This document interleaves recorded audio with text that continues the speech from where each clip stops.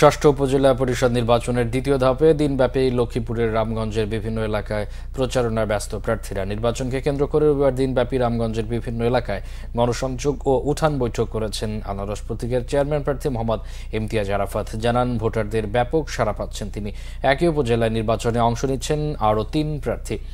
এর মধ্যে মোটরসাইকেল প্রতীকের প্রার্থী দেলোয়ার হোসেন দেওয়ান বাচ্চুর পক্ষে লক্ষ্মীপুর ১ আসনের সংসদ সদস্য আনোয়ার হোসেন খান নির্বাচনে প্রভাব বিস্তার করছেন বলে অভিযোগ রয়েছে।